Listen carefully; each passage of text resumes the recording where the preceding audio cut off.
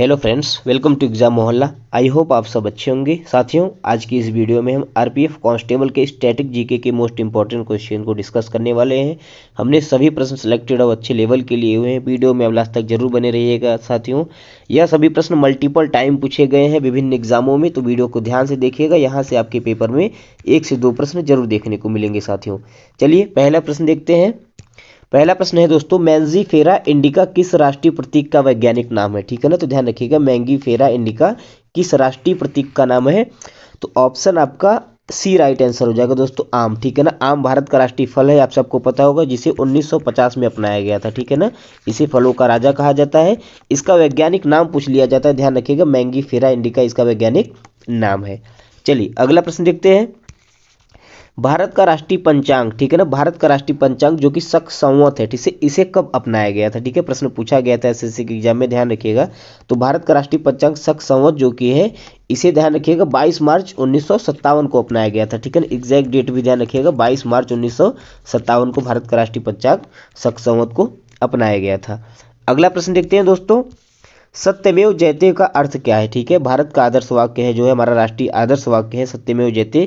इसका अर्थ क्या होता है? तो सत्य की ही जीत होती है। ठीक है ना, सत्य की ही जीत होती है। प्रश्न पूछा जाता है दोस्तों कि इसे कहाँ से लिया गया है? तो ध्यान रखिएगा, सत्यमेव जयते को लिया गया मुंडक उपनिषद से। ठीक है ना, कहाँ से लिया गया है? मुंडको उपनिषद से लिया गया है। ठीक है, इसको भी ध्यान रखिएगा। अगला प्रश्न देखते हैं, वर्ष 1963 में किस पक्षी को राष्ट्रीय पक्षी का दर्जा दिया गया था? ठीक है ना, हमें सबको पता है कि राष्ट्रीय पक्षी मोर है, लेकिन इसे किस वर्ष जो है राष्ट्रीय पक्षी का दर्जा दिया गया था, यह प्रश्न पूछा जाता है। तो ध्यान रखिएगा, 1963 में दिया गया था दोस्तों। ठीक है ना, 1963 में। चलिए अगला प्रश्न देखते हैं। अगला प्रश्न है, भारत सरकार द्वारा अशोक स्तंभ को राष्ट्रीय चिन्ह के रूप में कब अपनाया गया था? ठीक है ना, हमारा जो राष्ट्रीय चिन्ह है अशोक स्तंभ, ठीक है, इसको भारत सरकार के द्वारा किस वर्ष अपनाया गया था? तो ध्यान रखिएगा, 26 जनवरी 1950 को अपनाया गया था। ठीक है ना, आपका राइट आंसर हो जाएगा ऑप्शन बी, 26 जनवरी 1950 को अपनाया गया था। अगला प्रश्न देखते हैं दोस्तों, वेरी वेरी इंपॉर्टेंट है, ध्यान रखिएगा, कई बार पूछा गया है। कांग्रेस के किस अधिवेशन में सर्वप्रथम राष्ट्रगान को गाया गया था? ठीक है ना, हमारा राष्ट्रगान जन गण मन है, इसको कांग्रेस के किस अधिवेशन में सर्वप्रथम गाया गया था? तो ध्यान रखिएगा, कांग्रेस का अधिवेशन हुआ था कोलकाता में 1911 में। ठीक है ना, 1911 में हुआ कांग्रेस का अधिवेशन हुआ था, वहां पे सर्वप्रथम हमारा राष्ट्रगान जन गण मन गाया गया था। ठीक है, इंपॉर्टेंट प्रश्न है दोस्तों, ध्यान रखिएगा। आगे बढ़ते हैं। अगला प्रश्न है, भारत के प्रथम परमाणु रिएक्टर का क्या नाम है? ठीक है ना, भारत के जो प्रथम परमाणु रिएक्टर है भारत का, उसका क्या नाम है? तो ध्यान रखिएगा दोस्तों, सौराष्ट्र, भाभा, अप्सरा या फिर चक्रवात। तो ध्यान रखिएगा, अप्सरा आपका राइट आंसर हो जाएगा। ठीक है ना, अप्सरा जो है भारत का प्रथम परमाणु रिएक्टर था। ठीक है, बात करें इसकी लोकेशन की, तो ध्यान रखिएगा, भाभा एटॉमिक रिसर्च सेंटर जो कि मुंबई में स्थित है, वहां पे इसकी लोकेशन है। ठीक है ना, यह अवस्थित है अप्सरा परमाणु रिएक्टर। आगे बढ़ते हैं। अगला प्रश्न है, भारत में प्रथम हवाई डाक सेवा कहां से कहां तक चलाई गई थी? ठीक है ना, जैसे प्रथम हमारी ट्रेन रेलगाड़ी कहां से चलाई गई थी? बॉम्बे से ठाणे के बीच चलाई गई थी। ठीक है, तो वैसे प्रथम हवाई डाक सेवा कहां से कहां चलाई गई थी? तो ध्यान रखिएगा, इलाहाबाद से नैनी के बीच चलाई गई थी दोस्तों। ठीक है, ऑप्शन सी आपका राइट आंसर हो जाएगा, इलाहाबाद से नैनी। बात करें किस वर्ष चलाई गई थी, पूछा जाता है, तो ध्यान रखिएगा 1911 में जो है प्रथम डाक सेवा चलाई गई थी। अगला प्रश्न देखते हैं, भारत का प्रथम प्रोजेक्ट टाइगर रिजर्व कौन सा? ठीक है ना, प्रथम प्रोजेक्ट टाइगर रिजर्व की बात करें तो ध्यान रखिएगा, ऑप्शन आपका बी राइट आंसर हो जाएगा साथियों, जिम कॉर्बेट। ठीक है ना, जिम कॉर्बेट जो है भारत का प्रथम टाइगर रिजर्व था। ठीक है, ऑप्शन बी आपका राइट आंसर हो जाएगा। अगला प्रश्न देखते हैं, भारत का सबसे पहला आणविक केंद्र कौन सा है? ठीक है ना, भारत का सबसे पहला आणविक केंद्र की बात करें दोस्तों, तो ध्यान रखिएगा, ऑप्शन आपका डी राइट आंसर हो जाएगा। ठीक है ना, तारापुर। ठीक है ना, तारापुर जो है भारत का पहला आणविक केंद्र था। ठीक है, ये सब प्रश्न डायरेक्टली परीक्षाओं में पूछ लिए जाते हैं दोस्तों, स्टैटिक जीके के मोस्ट इंपॉर्टेंट है, ध्यान रखिएगा इनको। अगला प्रश्न देखते हैं, भारत में स्पीड पोस्ट की शुरुआत कब की गई? ठीक है ना, भारत में स्पीड पोस्ट की बात करें सर्वप्रथम कब शुरुआत की गई? तो ध्यान रखिएगा, 1986 में, 1986 में भारत में सर्वप्रथम स्पीड पोस्ट की शुरुआत की गई थी। अगला प्रश्न देखते हैं, आर्यभट्ट जो कि भारत का प्रथम उपग्रह है, ठीक है ना, इंडिया फर्स्ट सैटेलाइट का नाम अगर पूछे तो ध्यान रखिएगा आर्यभट्ट था। ठीक है ना, इसे किस वर्ष प्रक्षेपण किया गया था? तो ध्यान रखिएगा दोस्तों, भारत का पहला प्रथम उपग्रह था आर्यभट्ट, और इसे 1975 में प्रक्षेपण किया गया था। ठीक है ना, तो ऑप्शन बी राइट आंसर हो जाएगा 1975। अगला प्रश्न देखते हैं। अगला प्रश्न है अन्ना जार्ज किस रूप में प्रसिद्ध है, ठीक है ना। अन्ना जार्ज जो है किस रूप से जानी जाती है, प्रथम महिला डॉक्टर, प्रथम महिला आईएएस, प्रथम महिला वैज्ञानिक या फिर प्रथम महिला वकील। तो ध्यान रखिएगा दोस्तों, अन्ना जार्ज जो थी वह प्रथम महिला आईएएस थी, ठीक है ना। जैसे किरण बेदी जो थी पहली आईपीएस थी, प्रथम महिला, वैसे अन्ना जार्ज की बात करें तो प्रथम महिला आईएएस थी अन्ना जार्ज। अगला प्रश्न देखते हैं, कांग्रेस की प्रथम विदेशी महिला अध्यक्ष कौन थी, ठीक है ना। भारतीय राष्ट्रीय कांग्रेस की पहली विदेशी महिला अध्यक्ष कौन थी, कई बार परीक्षाओं में पूछा गया है, इंपॉर्टेंट है, ध्यान रखिएगा। बात करें प्रथम विदेशी महिला अध्यक्ष की दोस्तों, तो 1917 में कांग्रेस की अध्यक्षता की थी एनी बेसेंट जी ने, ठीक है ना। सन भी ध्यान रखिएगा, वर्ष भी ध्यान रखिएगा, 1917 में किया था एनी बेसेंट ने, ठीक है ना, जो कि प्रथम विदेशी महिला अध्यक्ष बनी थी कांग्रेस की अध्यक्षता करने वाली। अगला प्रश्न देखते हैं, भारत की प्रथम महिला राजदूत कौन थी, ठीक है ना। भारत की प्रथम महिला राजदूत की बात करें कौन थी, ध्यान रखिएगा, इंपॉर्टेंट हो जाता है। तो कौन थी दोस्तों, ऑप्शन बी आपका राइट आंसर हो जाएगा, विजय लक्ष्मी पंडित, ठीक है ना। विजय लक्ष्मी पंडित की बात करें तो यह भारत के प्रथम प्रधानमंत्री जो थे पंडित जवाहरलाल नेहरू उनकी बहन थी, ठीक है ना। इस चीज को भी आप ध्यान रखिएगा, विजय लक्ष्मी पंडित जवाहरलाल नेहरू की बहन थी और यह भारत की प्रथम महिला राजदूत थी, ठीक है ना। तो किस देश में राजदूत थी इसको भी ध्यान रखिएगा, रूस में थी, ठीक है ना। रसिया, वर्तमान रसिया में जो है यह राजदूत बनी थी विजय लक्ष्मी पंडित जी, ठीक है, रूस में। चलिए अगला प्रश्न देखते हैं, ज्ञानपीठ पुरस्कार पाने वाली प्रथम महिला कौन थी, ठीक है ना। ज्ञानपीठ पुरस्कार पाने वाली प्रथम महिला कौन थी, तो ध्यान रखिएगा आशापूर्णा देवी, ठीक है ना। ऑप्शन सी आपका राइट आंसर हो जाएगा दोस्तों, आशापूर्णा देवी जी 1976 में ज्ञानपीठ पुरस्कार इन्हें से नवाजा गया था और यह ज्ञानपीठ पुरस्कार पाने वाली पहली महिला भी थी, ठीक है ना। ध्यान रखिएगा आशापूर्णा देवी। प्रश्न पूछ लिया जाता है कि यह कहाँ से बिलोंग करती थी, ध्यान रखिएगा बंगाली उपन्यासकार थी, ठीक है ना। कहाँ से थी, पश्चिम बंगाल से बिलोंग करती थी और यह बंगाली उपन्यासकार थी आशापूर्णा देवी। अगला प्रश्न देखते हैं, ओलंपिक कुश्ती महिला में, ठीक है ना, महिला श्रेणी में ओलंपिक कुश्ती में कांस्य पदक जीतने वाली प्रथम महिला कौन थी, ठीक है ना। प्रथम महिला की बात करें, कांस्य पदक जीतने वाली ओलंपिक कुश्ती में कौन थी, तो ध्यान रखिएगा साक्षी मलिक आपका राइट आंसर हो जाएगा दोस्तों, ऑप्शन बी आपका राइट आंसर हो जाएगा, साक्षी मलिक। आगे बढ़ते हैं, अगला प्रश्न देखते हैं दोस्तों, भारत की प्रथम मिस वर्ल्ड बनने वाली पहली महिला कौन थी, ठीक है ना। मिस वर्ल्ड बनने वाली पहली महिला कौन थी, ठीक है ना। तो ध्यान रखिएगा मिस वर्ल्ड महिला ही बनती है यहाँ पे, ठीक है। तो कौन थी, रीता फारिया, ऑप्शन डी आपका राइट आंसर हो जाएगा, ठीक है ना। भारत की प्रथम मिस वर्ल्ड बनने वाली महिला कौन थी, तो ध्यान रखिएगा रीता फारिया, ठीक है ना। किस वर्ष बनी थी, वर्ष भी ध्यान रखिएगा 1966 में, 1966 में जो है मिस वर्ल्ड बनी थी प्रथम भारतीय रीता फारिया जी। अगला प्रश्न देखते हैं, भारत के प्रथम भारतीय गवर्नर जनरल कौन थे, ठीक है ना। भारत के प्रथम गवर्नर जनरल लॉर्ड माउंटबेटन थे, सबको पता है, ठीक है ना। प्रथम भारतीय गवर्नर जनरल की अगर बात करें दोस्तों तो कौन था, ध्यान रखिएगा सी राजगोपालाचारी जी थे, ठीक है ना। कई बार परीक्षाओं में पूछा गया, डबल स्टार लगा लीजिएगा, यह प्रश्न वेरी वेरी इंपॉर्टेंट, ठीक है ना। प्रथम भारतीय गवर्नर जनरल की बात करें तो सी राजगोपालाचारी हो जाएगा। अगला प्रश्न देखते हैं, परमवीर चक्र प्राप्त करने वाले प्रथम भारतीय कौन थे, ठीक है ना। सर्वोच्च शौर्य सम्मान है परमवीर, तो ध्यान रखिएगा इसे प्राप्त करने वाले पहले भारतीय कौन बने थे, मेजर सोमनाथ शर्मा, ठीक है ना। ऑप्शन ए आपका राइट आंसर हो जाएगा दोस्तों, मेजर सोमनाथ शर्मा जी जो है परमवीर चक्र प्राप्त करने वाले पहले भारतीय व्यक्ति बने थे। अगला प्रश्न देखते हैं, इसरो ने एस्ट्रोसैट नामक भारत के पहले समर्पित खगोल विज्ञान उपग्रह मिशन का शुभारंभ कब किया, ठीक है ना, इंपॉर्टेंट है, ध्यान रखिएगा। इसरो ने एस्ट्रोसैट नामक भारत के पहले समर्पित खगोल विज्ञान उपग्रह मिशन का शुभारंभ कब किया था, ध्यान रखिएगा दोस्तों 2015 में किया था, ठीक है। ऑप्शन सी आपका राइट आंसर हो जाएगा 2015। अगला प्रश्न देखते हैं, भारत के पहले अर्थशास्त्री जिन्हें नोबेल पुरस्कार दिया गया था कौन थे, ठीक है ना, इंपॉर्टेंट हो जाता है। भारत में जितने भी श्रेणी में नोबेल पुरस्कार मिले हैं भारतीयों को, उन सब की लिस्ट आपको याद होनी चाहिए, ठीक है ना। उनको कंप्लीट याद कर लीजिएगा, यहाँ से प्रश्न पूछा जाता है। बात करें इकोनॉमिक्स के अर्थशास्त्री जो थे, अर्थशास्त्र के क्षेत्र में जिन्हें भारतीय जो थे नोबेल पुरस्कार मिला कौन थे, अमर्त्य सेन जी थे, ठीक है ना। ऑप्शन ए आपका राइट आंसर हो जाएगा, अमर्त्य सेन। इनको किस वर्ष नोबेल पुरस्कार दिया गया था दोस्तों, ध्यान रखिएगा 1998 में दिया गया था, 1998 में दिया गया था, इस चीज़ को भी आप ध्यान रखिएगा। अगला प्रश्न देखते हैं, भारत का सबसे बड़ा नदी द्वीप माजुली कहाँ स्थित है, ठीक है ना। भारत का सबसे बड़ा नदी द्वीप है माजुली, यह कहाँ पे स्थित है, तो ध्यान रखिएगा माजुली कहाँ पे स्थित है, असम राज्य में स्थित है, ठीक है ना। ऑप्शन सी आपका राइट आंसर हो जाएगा, असम।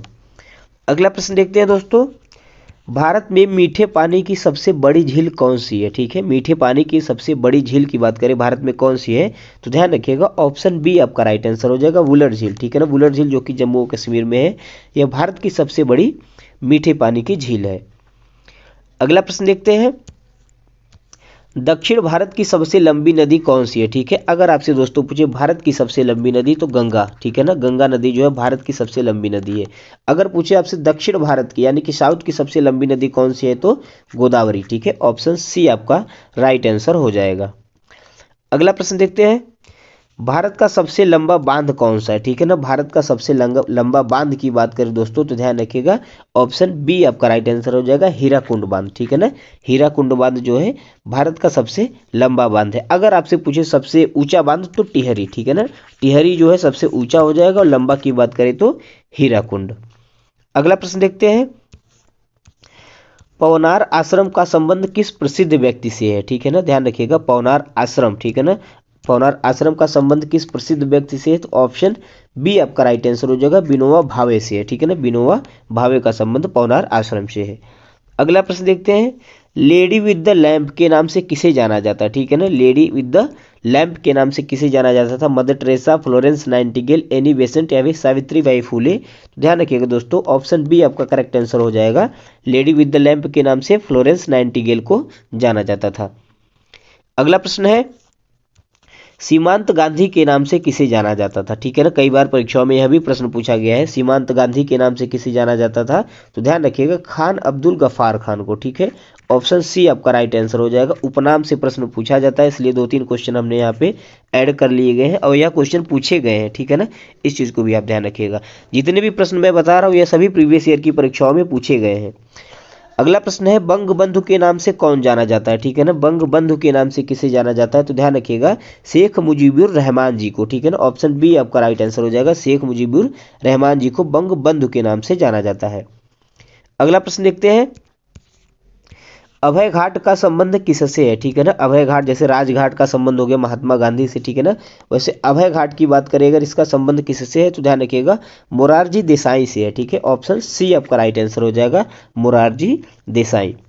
अगला प्रश्न देखते हैं, विजय घाट का संबंध विजय घाट निम्न में से किस व्यक्ति की समाधि स्थल है? ठीक है ना, समाधि स्थल की बात करें विजय घाट निम्न में से किन व्यक्ति के हैं? महात्मा गांधी, जवाहरलाल नेहरू, लाल बहादुर शास्त्री या फिर बी आर अम्बेडकर। तो ध्यान रखिएगा लाल बहादुर शास्त्री से संबंधित है। ठीक है, ऑप्शन सी आपका करेक्ट आंसर हो जाएगा, विजय घाट जो है लाल बहादुर शास्त्री की समाधि स्थल है।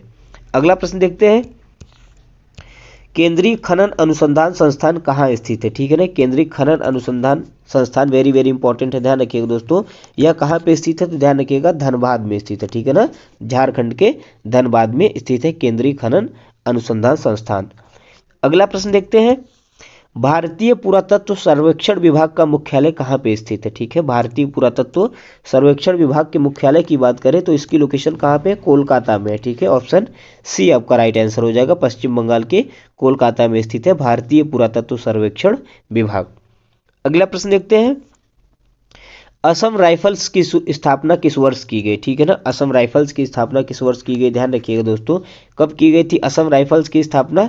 ध्यान रखिएगा 1835 में। ठीक है ना, 1835 में की गई थी, इंपॉर्टेंट है, ध्यान रखिएगा।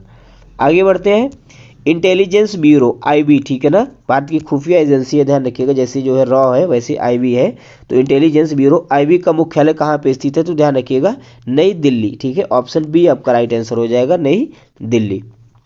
अगला प्रश्न देखते हैं, भारतीय रक्षा प्रणालियों के डिजाइन एवं विकास के लिए उत्तरदायी संस्थान कौन है? ठीक है ना, तो भारतीय रक्षा प्रणालियों के डिजाइन और विकास के लिए उत्तरदायी संस्था की बात करें कौन है तो ध्यान रखिएगा डीआरडीओ। ठीक है ना, ऑप्शन बी आपका राइट आंसर हो जाएगा, डीआरडीओ। आगे बढ़ते हैं, सतह से सतह पर मार करने वाली, ठीक है ना, सतह से सतह पर मार करने वाली ध्वनि से तेज गति की मिसाइल कौन सी है? ठीक है ना, ध्वनि से भी तेज गति की मिसाइल की बात करें सतह से सतह पे जो मार करती है ध्यान रखिएगा कौन सी है? ब्रह्मोस। ठीक है ना, ऑप्शन सी आपका राइट आंसर हो जाएगा, ब्रह्मोस। अगला प्रश्न देखते हैं दोस्तों, भारत के सबसे हल्के और छोटे सुपरसोनिक स्वदेशी लड़ाकू विमान तेजस का निर्माण किस संस्था के द्वारा किया गया है, ठीक है ना। तो भारत का लड़ाकू विमान है स्वदेशी तेजस, ठीक है ना। इसे किस संस्था के द्वारा बनाया गया था, तो ध्यान रखिएगा हिंदुस्तान एरोनॉटिक्स लिमिटेड HAL के द्वारा बनाया गया था, ठीक है। ऑप्शन बी राइट आंसर हो जाएगा HAL। अगला प्रश्न देखते हैं दोस्तों, मेक इन इंडिया कार्यक्रम के तहत भारत की पहली परमाणु पनडुब्बी कौन सी है, ठीक है ना। ध्यान रखिएगा भारत की पहली परमाणु पनडुब्बी की बात करें कौन सी है जो कि मेक इन इंडिया कार्यक्रम के तहत बनाई गई थी, तो INS कलवरी हो जाएगा आपका राइट आंसर, ठीक है। ऑप्शन सी आपका राइट आंसर हो जाएगा INS कलवरी। आगे बढ़ते हैं, अगला प्रश्न है दोस्तों, भारत रत्न पुरस्कार की शुरुआत कब की गई, ठीक है ना। भारत का सर्वोच्च नागरिक पुरस्कार कौन सा है, भारत रत्न है, ठीक है ना। इसकी शुरुआत की बात करें तो ध्यान रखिएगा 1954 में की गई, ठीक है ना, 1954 में की गई थी। और जब शुरुआत की गई तो यह 3 व्यक्तियों को दिया गया था, ध्यान रखिएगा किसको किसको, CV रमन, ठीक है ना। पहला नाम CV रमन, ध्यान रखिएगा। उसके बाद सर्वपल्ली राधाकृष्णन जी को, ठीक है ना, सर्वपल्ली राधाकृष्णन जी को दिया गया। और C राजगोपालचारी जो कि प्रथम भारतीय गवर्नर जनरल थे भारत के, ठीक है। C राजगोपालचारी, सर्वपल्ली राधाकृष्णन और CV रमन, इन 3 व्यक्तियों को सर्वप्रथम भारत रत्न से सम्मानित किया गया था 1954 में। अगला प्रश्न देखते हैं, भारत का सर्वोच्च सैन्य सम्मान कौन सा है, ठीक है ना। जैसे प्रथम नागरिक सम्मान जो है सर्वोच्च नागरिक सम्मान भारत रत्न है, वैसे सैन्य सम्मान की बात करें तो उसको भारत का सर्वोच्च सैन्य सम्मान कौन सा है, ध्यान रखिएगा परमवीर चक्र, ठीक है ना। ऑप्शन बी आपका राइट आंसर हो जाएगा परमवीर चक्र। अगला प्रश्न देखते हैं, कलिंग पुरस्कार किस क्षेत्र में दिया जाता है, पुरस्कारों से भी प्रश्न पूछे जाते हैं, तो ध्यान रखिएगा कलिंग पुरस्कार ध्यान रखिएगा किस क्षेत्र में दिया जाता है, विज्ञान के क्षेत्र में, ठीक है ना। वेरी वेरी इंपॉर्टेंट है, कई बार पूछा गया है, ठीक है ना, सभी एग्जामों में लगभग यह पूछ लिया जाता है, तो ध्यान रखिएगा कलिंग पुरस्कार विज्ञान के क्षेत्र में दिया जाता है। अगला प्रश्न देखते हैं, राजीव गांधी खेल रत्न पुरस्कार का आरंभ कब किया गया था, ठीक है ना। राजीव गांधी खेल रत्न पुरस्कार की बात करें, हालांकि इसका अब नाम चेंज करके मेजर ध्यानचंद खेल रत्न पुरस्कार कर दिया गया, इस चीज़ को भी आप ध्यान रखिएगा। इसकी शुरुआत कब हुई थी, ध्यान रखिएगा 1991 में हुई थी, ठीक है, 1991 में की गई थी। ऑप्शन बी आपका करेक्ट आंसर हो जाएगा। अगला प्रश्न देखते हैं दोस्तों, अर्जुन पुरस्कार में विजेता को कितनी राशि दी जाती है, ठीक है ना। अर्जुन पुरस्कार भी खेल से ही संबंधित है, ध्यान रखिएगा। और इसमें विजेता को कितनी राशि दी जाती है, तो 5 लाख रुपए दिए जाते हैं, ठीक है। ऑप्शन बी आपका राइट आंसर हो जाएगा, अर्जुन पुरस्कार में विजेता को 5 लाख रुपए दिए जाते हैं। अगला प्रश्न है दोस्तों, विश्व की प्रथम महिला राष्ट्रपति कौन थी, ठीक है। यहाँ पे भारत की नहीं बात हो रही, विश्व की हो रही, ठीक है। तो ध्यान रखिएगा विश्व की प्रथम महिला राष्ट्रपति कौन थी, मारिया एस्टेला, ठीक है। ऑप्शन बी आपका राइट आंसर हो जाएगा, मारिया एस्टेला जी जो थी विश्व की प्रथम महिला राष्ट्रपति थी। और यह कहाँ की बनी थी, ध्यान रखिएगा अर्जेंटीना की बनी थी, ठीक है ना। इस चीज को भी आप ध्यान रखिएगा, अर्जेंटीना की बनी थी। आगे बढ़ते हैं दोस्तों, अगला प्रश्न है, माउंट एवरेस्ट पर चढ़ने वाली विश्व की प्रथम महिला कौन थी, ठीक है। माउंट एवरेस्ट पर चढ़ने वाली विश्व की प्रथम महिला कौन थी, तो ध्यान रखिएगा यहाँ पे मिसप्रिंट हो गया है, ठीक है। जुनको ताबेई हो जाएगा, ठीक है ना। इनका पूरा नाम था जुनको ताबेई, मैं यहाँ पे लिख देता हूँ ताबेई, ठीक है ना। यह जो थी विश्व की पहली महिला थी जो कि माउंट एवरेस्ट पर चढ़ी थी। और यह कहाँ की थी, तो यह भी ध्यान रखिएगा जापान की थी, ठीक है ना, जापान की थी, यह भी ध्यान रखिएगा जुनको ताबेई। अगला प्रश्न देखते हैं, अगला प्रश्न है, सिविल सेवा प्रारंभ करने वाला प्रथम देश कौन था, ठीक है ना। सिविल सेवा, ठीक है ना, की शुरुआत करने वाला प्रथम देश कौन सा था, ध्यान रखिएगा ऑप्शन सी आपका राइट आंसर हो जाएगा, चाइना, ठीक है ना। सिविल सेवा की प्रारंभ करने वाला, सिविल सेवा की शुरुआत करने वाला पहला देश था चाइना। आगे बढ़ते हैं दोस्तों, अगला प्रश्न है, युगांडा की राजधानी क्या है, ठीक है। युगांडा की राजधानी क्या है, नैरोबी, किंगाली, कंपाला या फिर अदिस अबाबा। ध्यान रखिएगा युगांडा की राजधानी हो जाएगा कंपाला, ठीक है। ऑप्शन सी आपका करेक्ट आंसर हो जाएगा कंपाला। अगला प्रश्न है, क्रेमलिन किस देश का राष्ट्रीय स्मारक है, ठीक है। क्रेमलिन, ध्यान रखिएगा क्रेमलिन का नाम सुनते ही आपके दिमाग में तुरंत रसिया आना चाहिए, ठीक है ना। रूस, क्रेमलिन जो है यह रूस का राष्ट्रीय स्मारक है। आगे बढ़ते हैं, अगला प्रश्न है, द टाइम्स कहाँ का समाचार पत्र है, ठीक है ना। द टाइम्स कहाँ का समाचार पत्र है, तो ध्यान रखिएगा लंदन का, ठीक है। ऑप्शन बी आपका राइट आंसर हो जाएगा, लंदन का समाचार पत्र है द टाइम्स। अगला प्रश्न देखते हैं, पुलित्जर पुरस्कार किस क्षेत्र में दिया जाता है, ठीक है ना। पुलित्जर पुरस्कार की बात करें, यह किस क्षेत्र में दिया जाता है, विज्ञान, खेल, पत्रकारिता या फिर कला। तो ध्यान रखिएगा दोस्तों पुलित्जर पुरस्कार जो है पत्रकारिता के क्षेत्र में दिया जाता है। ऑप्शन सी आपका राइट आंसर हो जाएगा पत्रकारिता। अगला प्रश्न देखते हैं, नोबेल पुरस्कार के बाद साहित्य के क्षेत्र में दिया जाने वाला दूसरा सर्वोच्च पुरस्कार कौन सा है, ठीक है ना, इंपॉर्टेंट है, ध्यान रखिएगा। नोबेल पुरस्कार के बाद साहित्य के क्षेत्र में दिया जाने वाला दूसरा सर्वोच्च पुरस्कार कौन सा है, मैन बुकर पुरस्कार, ठीक है ना, मैन बुकर पुरस्कार, ऑप्शन सी आपका राइट आंसर हो जाएगा। आगे बढ़ते हैं। द रीडिस्कवरी ऑफ इंडिया पुस्तक के लेखक कौन है, ठीक है ना, इसे ध्यान से पढ़िएगा, यहाँ पे रीडिस्कवरी लिखा गया है, ठीक है ना। द रीडिस्कवरी ऑफ इंडिया पुस्तक के लेखक कौन थे, Arvind Ghosh, option B right answer हो जाएगा। अगर आपसे पूछ ले द डिस्कवरी ऑफ इंडिया के लेखक कौन थे, तो जवाहरलाल नेहरू हो जाएगा, ध्यान रखिएगा, यहाँ पे कंफ्यूज नहीं होना है। द डिस्कवरी ऑफ इंडिया के अगर लेखक पूछ लेता है तो कौन हो जाएगा, जवाहरलाल नेहरू। अगर रीडिस्कवरी ऑफ इंडिया का पूछता है तो अरविंद घोष हो जाएगा। चलिए अगला प्रश्न देखते हैं। प्लेइंग टू विन पुस्तक के लेखक कौन है, ठीक है ना, प्लेइंग टू विन पुस्तक की रचना किसने की है, तो ध्यान रखिएगा दोस्तों, साइना नेहवाल, ठीक है ना, ऑप्शन बी आपका राइट आंसर हो जाएगा। बैडमिंटन प्लेयर थी साइना नेहवाल, जिन्होंने प्लेइंग टू विन पुस्तक की रचना की थी। अगला प्रश्न देखते हैं। यूएस का राष्ट्रीय खेल क्या है, ठीक है, जैसे भारत का राष्ट्रीय खेल हॉकी है, वैसे यूएसए का, अमेरिका का राष्ट्रीय खेल की बात करें क्या है, तो ध्यान रखिएगा बेसबॉल हो जाएगा, ऑप्शन बी आपका राइट आंसर हो जाएगा, बेसबॉल। अगला प्रश्न देखते हैं। फाउल किस खेल से संबंधित है, ठीक है ना, क्रिकेट से संबंधित या फिर सभी स्पोर्ट्स से संबंधित शब्दावलियां पेपर में आती हैं, तो ध्यान रखिएगा। फाउल की बात करें दोस्तों, यह किस खेल से संबंधित है, तो फुटबॉल से संबंधित है, ध्यान रखिएगा, ठीक है ना, ऑप्शन सी आपका राइट आंसर हो जाएगा, फुटबॉल। जैसे डीआरएस होता है क्रिकेट से संबंधित होता है, ठीक है ना, डीआरएस की बात करें, नो बॉल की बात करें, वाइड बॉल की बात करें, ठीक है ना, यह सब जो है किससे संबंधित है, क्रिकेट से संबंधित है। वैसे फाउल का संबंध किससे है, फुटबॉल से है। अगला प्रश्न देखते हैं। नारंग कप का संबंध किस खेल से है, ठीक है, नारंग कप की बात करें, इसका संबंध किस खेल से है, टेनिस, बैडमिंटन, हॉकी या फिर फुटबॉल, तो ध्यान रखिएगा दोस्तों, नारंग कप का संबंध किस खेल से है, बैडमिंटन से है, ठीक है, ऑप्शन बी आपका राइट आंसर हो जाएगा, बैडमिंटन। अगला प्रश्न देखते हैं। संयुक्त राष्ट्र संघ के प्रथम महासचिव कौन थे, ठीक है, यूनाइटेड नेशन के प्रथम महासचिव कौन थे, ऑप्शन सी आपका राइट आंसर हो जाएगा, ट्रिगवेली, ठीक है ना, ट्रिगवेली जो थे संयुक्त राष्ट्र संघ के प्रथम महासचिव थे। बात करें संयुक्त राष्ट्र संघ के वर्तमान महासचिव कौन है, तो आप कमेंट करके बताइएगा, ठीक है ना, कमेंट करके आप बताइएगा कि यूनाइटेड नेशन के वर्तमान में सचिव कौन है। अगला प्रश्न देखते हैं दोस्तों। विश्व हिंदी दिवस कब मनाया जाता है, ठीक है, प्रतिवर्ष विश्व हिंदी दिवस की बात करें कब मनाया जाता है, ध्यान रखिएगा 10 जनवरी को मनाया जाता है, ठीक है ना, ऑप्शन बी आपका राइट आंसर हो जाएगा, 10 जनवरी। आगे बढ़ते हैं।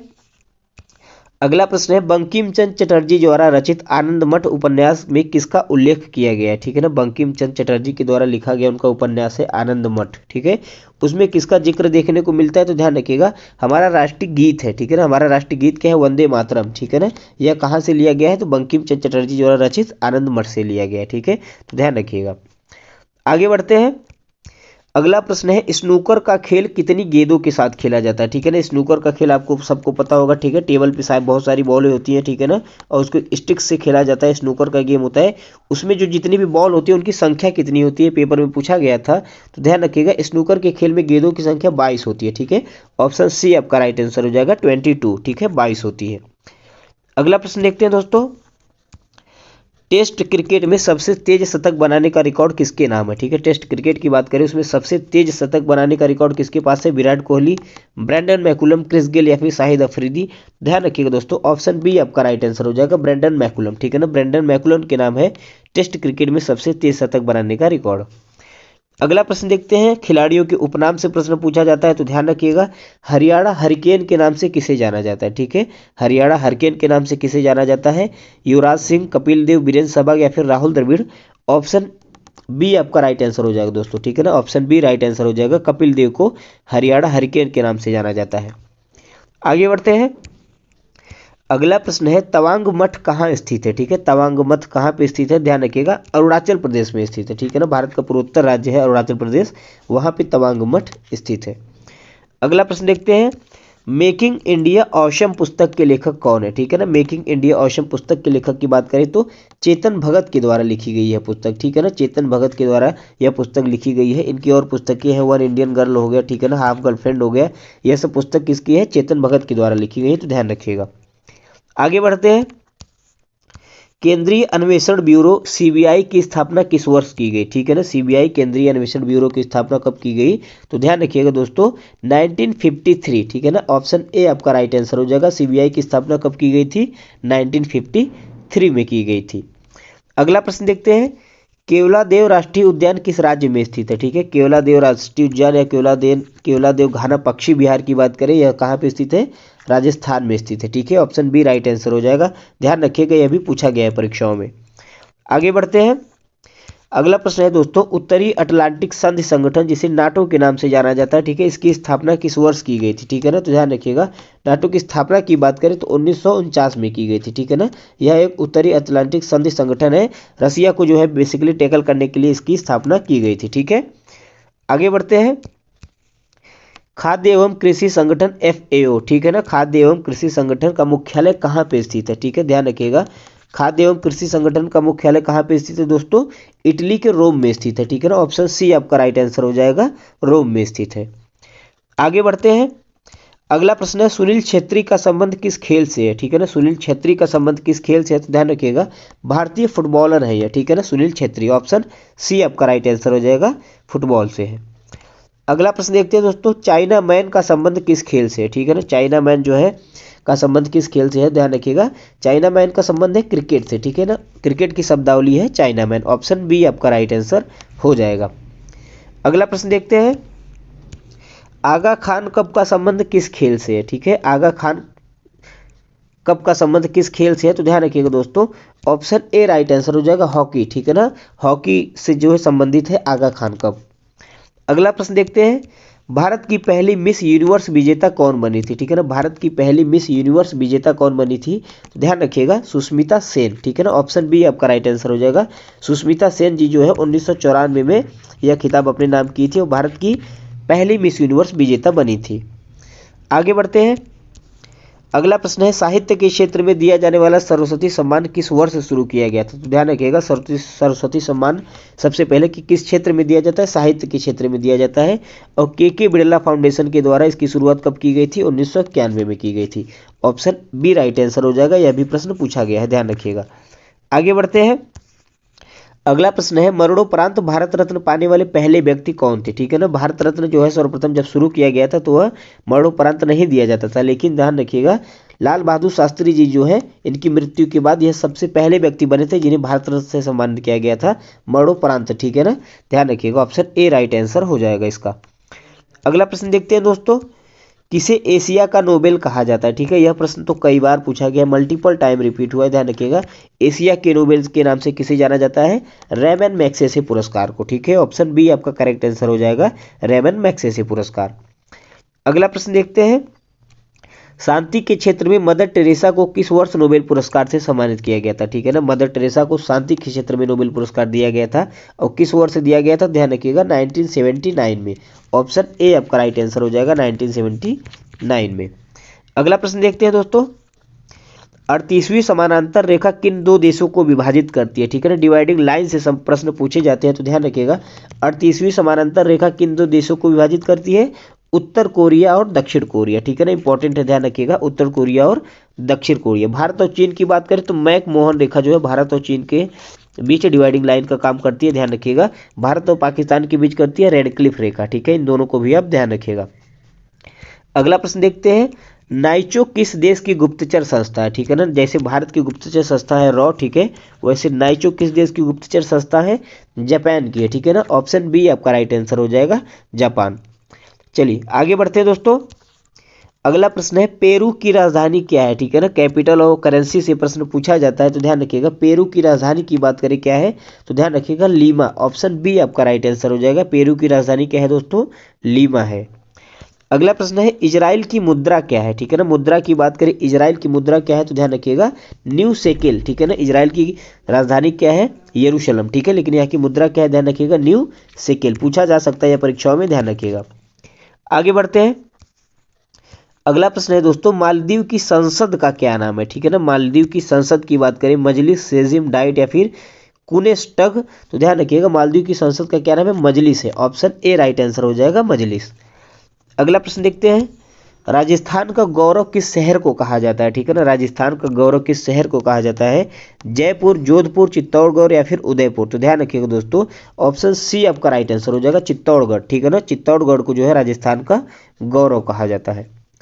अगला प्रश्न देखते हैं, बैंक नोट जारी करने वाला पहला देश कौन सा है, ठीक है ना, पहला देश कौन सा था जिन्होंने बैंक नोट जारी किए थे, तो ऑप्शन आपका सी राइट आंसर हो जाएगा, स्वीडन, ठीक है ना, स्वीडन पहला देश बना था दोस्तों जिसने बैंक नोट को जारी किया था। अगला प्रश्न देखते हैं, इंपॉर्टेंट है, ध्यान रखिएगा। The race of my life पुस्तक के लेखक कौन है, ठीक है ना, the race of my life पुस्तक के लेखक कौन है, तो ध्यान रखिएगा मिल्खा सिंह के द्वारा यह पुस्तक लिखी गई है, ठीक है, ऑप्शन बी राइट आंसर हो जाएगा, मिल्खा सिंह। आगे बढ़ते हैं, अगला प्रश्न है, पृथ्वी दिवस कब मनाया जाता है, ठीक है, अर्थ डे, अर्थ डे कब मनाया जाता है, सबको पता होगा 22 अप्रैल, इंपॉर्टेंट है, ध्यान रखिएगा, पूछा जाता है अर्थ डे कब मनाया जाता है, तो 22 अप्रैल को मनाया जाता है। अगला प्रश्न देखते हैं, विंग्स ऑफ फायर पुस्तक के लेखक कौन थे, ठीक है ना, विंग्स ऑफ फायर पुस्तक के लेखक कौन थे, ध्यान रखिएगा, पूर्व राष्ट्रपति एपीजे अब्दुल कलाम जी, ठीक है ना, एपीजे अब्दुल कलाम के द्वारा लिखी गई पुस्तक है विंग्स ऑफ फायर। अगला प्रश्न देखते हैं दोस्तों, भारतीय गन्ना अनुसंधान संस्थान कहाँ पे स्थित है, ठीक है, यह भी प्रश्न कई बार पूछा गया है, ध्यान रखिएगा, भारतीय गन्ना अनुसंधान संस्थान की बात करें कहाँ पे स्थित है, तो लखनऊ में स्थित है, ठीक है, उत्तर प्रदेश की राजधानी लखनऊ में।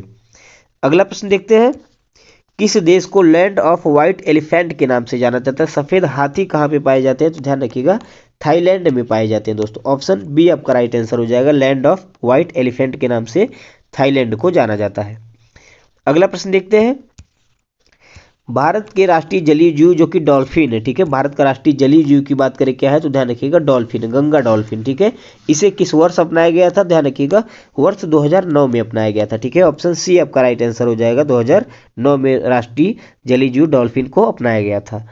अगला प्रश्न देखते हैं, भारत का सबसे अधिक क्षेत्रफल वाला जिला कौन सा है, ठीक है ना, जिला की बात हो रही है, सबसे अधिक क्षेत्रफल वाला राज्य अगर पूछे तो राजस्थान हो जाएगा, ठीक है ना, सबसे अधिक क्षेत्रफल वाला राज्य दोस्तों क्या है, राजस्थान। यहाँ पे जिला की बात हो रही है तो ध्यान रखिएगा गुजरात का कच्छ जिला, ठीक है ना, गुजरात का कच्छ जिला जो है यह भारत का सबसे अधिक क्षेत्रफल वाला जिला है। आगे बढ़ते हैं, अगला प्रश्न है, सदाकत आश्रम का संबंध किससे है, ठीक है ना, सदाकत आश्रम का संबंध किससे है, तो ध्यान रखिएगा डॉक्टर राजेंद्र प्रसाद जी से, ठीक है, ऑप्शन सी आपका राइट आंसर हो जाएगा। फ्रेंड्स, यह थे कुछ मोस्ट इंपॉर्टेंट प्रश्न। वीडियो आपको कैसा लगा हमें कमेंट करके जरूर बताइएगा, वीडियो अच्छा लगा हो तो इसे लाइक कीजिएगा और चैनल को सब्सक्राइब जरूर कीजिएगा। वीडियो देखने के लिए आपका बहुत बहुत धन्यवाद।